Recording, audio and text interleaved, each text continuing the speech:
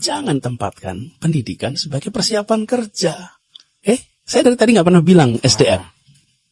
Perhatikan, saya tidak pernah menggunakan sedikit pun kata SDM.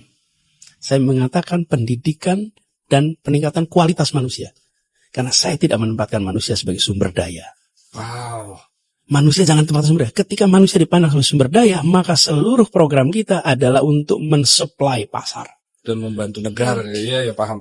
Yes, kita mendidik Yas untuk bisa hebat. Itu bukan karena Yas nantinya akan Kerja jadi buat kita. bukan. Ini faktor produksi nih. Ada manusia, ada modal, ada tanah, ada teknologi. Itu adalah faktor produksi. Terus kita menyebut manusia di situ sebagai sumber daya manusia.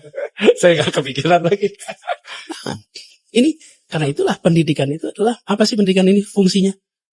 Mengembangkan potensi. That's the key. Untuk bikin kritis, untuk berpikir, untuk bisa beropini. Makanya kampus itu apa? Persemaian. Bibitnya ditumbuhkan, potensinya dikembangkan. Dia akan menjadi sesuatu nanti. Tapi kalau kita melihat pendidikan semata-mata sebagai persiapan kerja, apa yang akan terjadi?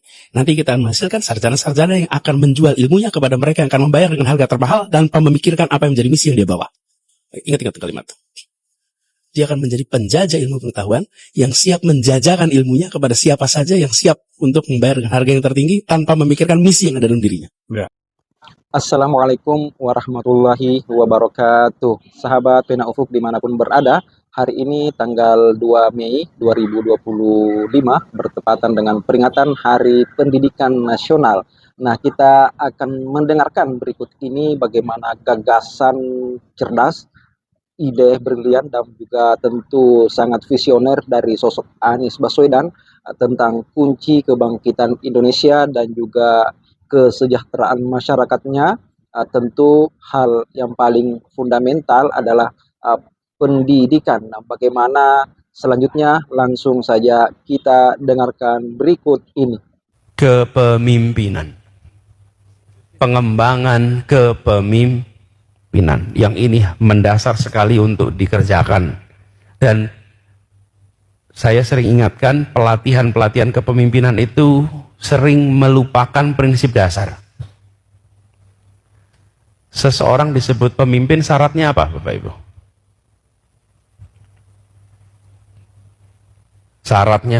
Syaratnya disebut pemimpin jika apa?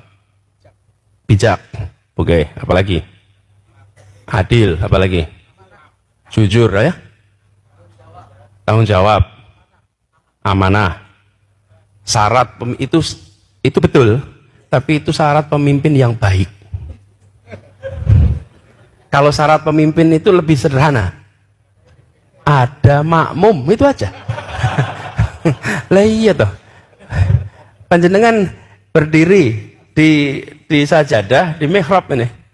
Oke, tempatnya imam, sholat sendirian. Imam itu. Boleh nggak disebut imam? Nah, panjenengan disebut imam jika apa? Nah, itu dia. Jika ada makmum. Kalau tidak ada yang menjadi makmum, nggak ada itu namanya imam. Nah, hampir semua pendidikan kepemimpinan kita tidak menekankan soal makmum, tapi menekankan soal karakter pemimpin yang baik. Saya tanya nih, ketua preman di terminal itu pemimpin bukan? Pemimpin. Baik apa tidak? Tidak, tapi pemimpin bukan? Pemimpin. Nah, kita harus menunjuk. Kenapa? Yang membuat seringkali antara pemimpin yang dipimpin itu tidak nyambung, karena kita membesarkan pemimpin, melupakan yang dipimpin. Dan setiap kali kita bicara kepemimpinan, seakan-akan ini tentang satu orang. Ini adalah tentang satu kelompok jamaah. Selama tidak ada makmumnya, ya Anda bukan imam. Sederhana sekali. Jadi walaupun punya jabatan, kalau tidak ada yang ikut, nah Anda bukan pemimpin. Dan kalau ada orang lepas jabatan lalu nggak diikuti, bukan pemimpin. Gitu. Pemimpin itu bila dia diikuti secara suka. Nah, ini konsep kepemimpinan yang perlu ditumbuhkan. Proyeksi pendidikan abad 21 ada 3 komponen utama yang mendasar. Nomor 1 adalah karakter, akhlak. Nomor 1. Ini diakui dunia, bukan kita. Ini dunia, karakter. Tanpa karakter berat. Karakter itu ada 2. Karakter moral dan karakter kinerja. 2. Karakter moral, iman, takwa, jujur, rendah hati, karakter moral. Karakter kinerja, kerja keras, ulet, tangguh, tak mudah menyerah, tuntas. Itu karakter kinerja. Kita kan tidak ingin jujur tapi malas, atau kerja keras tapi culas. Betul sih. Jadi begitu sampai karakter dua, karakter kinerja dan karakter moral, akhlak nomor satu. Yang kedua adalah kompetensi. Dan kompetensinya ada 4K. Nomor satu, berpikir kritis. Kedua, kreatif. Ketiga, komunikatif. Keempat, kolaboratif, bisa kerjasama. 4K itu kompetensi. Yang ketiga, literasi, keterbukaan wawasan. Kalau dulu kita bicaranya calistung, kalau sekarang udah lewat, bukan baca tulis hitung. Yang kita harus pikirkan literasi itu minimal 5. Ya, literasi baca. Dan baca itu kita harus tingkatkan, apalagi di Indonesia. Di Indonesia ini minat baca tinggi, tapi daya baca rendah. Indikasinya apa? Minat baca WA tinggi, daya baca buku rendah. Tapi kalau baca WA tahan, bisa berjam-jam baca WA, betul nggak? Itu namanya minatnya ada, tapi dayanya rendah. Begitu tulisan agak panjang, skip. Betul nggak? Nah, iya. Buku agak gede, mundur langsung. Itu daya baca rendah. Daya baca dilatih, literasi budaya, literasi teknologi, literasi keuangan. Jadi sekalian, 3 komponen itu yang disebut sebagai proyeksi kebutuhan masa depan bagi anak-anak kita. Yang pertama tetap fundamennya adalah karakter, akhlak, tapi kompetensinya jangan hilang. Hari ini anak-anak kita diuji, diberi kertas berisi pertanyaan ujian, betul ya? Diminta menjawab. Yang jawabannya nilainya bagus yang apa? Betul, tapi yang jawabannya bagaimana? Yang paling mirip dengan yang diajarkan, betul nggak? Iya kan? Yang paling mirip dengan yang diajarkan itulah yang benar, ya nggak? Di masa depan ujiannya adalah dikasih lembar kosong, kerjakan semau Anda. Kerjakan semau Anda. Lalu anak kita bingung, nggak bisa jawab. Bingung, nggak bisa jawab. Kekalahkan umat Islam banyak di urusan seperti ini. Karena tidak mempersiapkan perubahan itu. Pertanyaannya nggak ada lagi, kasih lembar kosong. Kalau hari ini ditanya mau jadi apa, besok sekolah-sekolah ini tidak boleh lagi tanya kalian mau jadi apa. Jangan tanya nanti kalau besar mau membuat apa.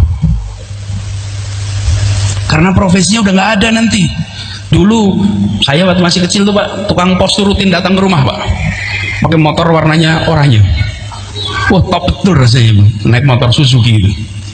Pos, pengen jadi tukang pos. Hari ini ada tukang pos, email semua, WA, betul nggak sekalian? Bayangkan besok perubahannya lebih cepat. Yang diketahui hari ini belum tentu masih ada profesinya di masa depan. Jadi pengelola institusi pendidikan jangan terpukau dengan cerita masa lalu. Gelisahlah dengan masa depan. Gelisahlah dengan sekolah-sekolah terbaik dunia hari ini. Jangan puas dengan melihat masa lalu kami sudah seperti ini, bukan, masa depan. Dan ini teman-teman, saya sampaikan sebagai bagian dari kita bersiap. Kemenangan itu dipersiapkan di ruang-ruang keluarga dan di ruang-ruang kelas. Di situ kebangkitan umat akan terjadi. Di ruang-ruang keluarga dan di ruang-ruang kelas. Kalau itu dikerjakan dengan serius, 3 komponen tadi disiapkan: akhlak, karakter, kompetensi, literasi. Sesudah itu biarkan mereka terbang. Mereka akan siap untuk menghadapi apa saja. Dan ini yang insya Allah kita sama-sama, mudah-mudahan sekolah-sekolah ini adalah benar-benar sekolah-sekolah yang menyiapkan masa depan. Banyak di dalam pengambil keputusan seringkali berani menomorduakan pendidikan karena dampaknya tidak terlihat hari ini. Tapi kalau dampaknya terlihat hari ini, maka reaksi akan cepat. Bagi yang sudah berada di dalam sistem pendidikan, teman-teman bisa berteriak kalau anggarannya kurang. Misalnya UKT naik, setuju tidak? Kalau nggak setuju terus apa? Terus nggak kuliah gitu? Ya, Anda kan protes, bukan? Nah, Kalau kebijakan itu menyangkut yang sudah berada dalam sistem pendidikan, Anda akan bereaksi. Tapi ketika kebijakan menyangkut yang belum dalam sistem pendidikan, mereka tertinggal, tidak bisa bereaksi. Ketika sebuah kabupaten berencana membangun 5 SMA, lalu tidak jadi dibangun, itu yang gak jadi sekolah, gak bisa protes seperti teman-teman. Nggak bisa, mereka cuma peluangnya hilang aja. Itu yang saya maksud, bahwa bila tidak dianggap ini investasi, ongkos politiknya murah, nggak ada protes. Naikin UKT itu ongkos politiknya mahal, karena mahasiswa di mana-mana protes. Kalau memotong beasiswa, mahasiswa protes. Kenapa? Karena sudah berada di dalam sistem pendidikan. Bila dikurangi, bereaksi. Tapi yang masih di luar, sementara yang membutuhkan bantuan adalah mereka yang berada di luar sistem pendidikan. Karena itu penting sekali kita bukan hanya menyelamatkan yang sudah dalam sistem pendidikan, tapi mengajak saudara-saudara kita yang di luar untuk bisa dapat kesempatan pendidikan yang setara dengan yang lainnya. Begini, nomor 1, kesetaraan tadi. Ke depan sekolah-sekolah swasta, universitas-universitas swasta, menurut kami harus dibebaskan dari PBB atas tanah mereka. 0. Harus 0. Kenapa? Tanpa ada kampus swasta, tanpa ada sekolah swasta, kita nggak cukup untuk menyekolahkan anak-anak Indonesia. Cara negara bayar balik adalah PBB untuk sekolah, kampus, semua yang sifatnya sosial, termasuk rumah sakit yang sifatnya sosial, itu 0 PBB-nya. Yang kedua, semua yang diangkat menjadi pegawai pemerintah dengan perjanjian kerja P3K ini, mereka dibiarkan untuk tetap mengajar di swasta karena mereka adalah guru-guru yang mengajar anak Indonesia. Maka itulah yang saya maksud dengan diskriminasi. Kenapa? Kalau mereka menjadi guru di swasta, seakan-akan ini biar bukan Indonesia, harus dikembalikan ke pemerintah untuk menjadi Indonesia. Tidak, dia bisa di swasta dan negara tetap bisa menghargai mereka karena udah investasinya swasta yang sudah mendidik, yang sudah menjadikan mereka dokter, tahu-tahu dipindah oleh negara. Justrunya harus dibalik, negara harus investasi kepada dosen dan guru swasta supaya mereka bisa mendapatkan pendidikan yang lebih tinggi. Jadi diubah tuh cara pandangnya. Lalu banyak sekali perguruan swasta, mengapa mahal?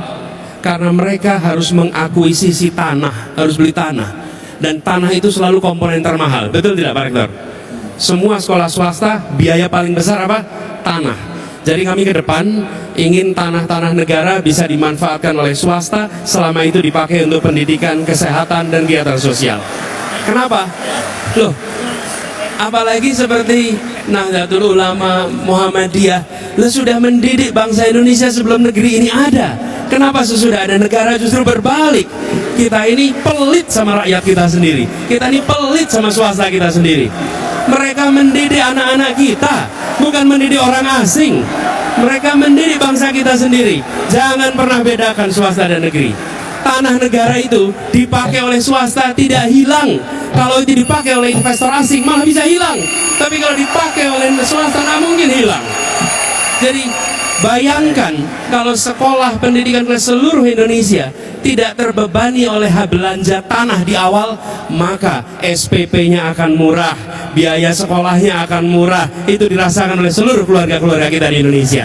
Jadi kita ingin mengubah itu Pak, sehingga negara itu hadir bukan hanya dengan bantuan secara fiskal, tapi negara hadir mengurangi biaya-biaya yang harus dikeluarkan oleh perguruan swasta, TK, SD, SMP, SMA sampai kuliah, sehingga mereka bisa mengurangi beban untuk keluarga-keluarga kita di Indonesia. Terima kasih. Kita sudah mendengarkan sejumlah gagasan yang sangat berlian dari memang sosok praktisi pendidikan Anies Baswedan yang juga mantan gubernur Jakarta 1 periode dan sebelumnya juga pernah menjabat sebagai rektor di Paramadina dan juga menteri pendidikan. Panjang perjalanan beliau di dalam melihat permasalahan yang sangat kompleks di negeri ini, tentu pembacaan Pak Anies Baswedan sangat tepat bahwa akar permasalahan bangsa Indonesia yang paling fundamental hari ini, mengapa dipandang sebagai negara yang masih terbelakang dan sulit untuk bangkit, adalah yang paling fundamental yang harus ditata, diperbaiki adalah sistem pendidikan, bagaimana bisa berjalan untuk menciptakan, untuk mencetak generasi-generasi yang tidak hanya unggul dan cerdas, tetapi secara karakter, etika juga sangat memadai. Karena hari ini bukan sebenarnya bangsa Indonesia ini kekurangan orang-orang yang cerdas, banyak sekali SDM-SDM yang punya kelebihan, kapasitas dan juga skill di atas rata-rata. Tapi yang menjadi kendala hari ini adalah karakter itu yang banyak kita saksikan khususnya dari para elit bangsa kita. Salah satu contohnya adalah banyak orang-orang cerdas, pintar yang tersangka menjadi pelaku koruptor. Untuk itulah apa yang disampaikan oleh Pak Anies Baswedan ini tentu adalah syarat mutlak untuk menatap Indonesia Emas 2045. Jadi mulai dari sekarang sistem pendidikan harus ditata dari paling dasar untuk mencapai tujuan yang besar itu. Sekian, terima kasih.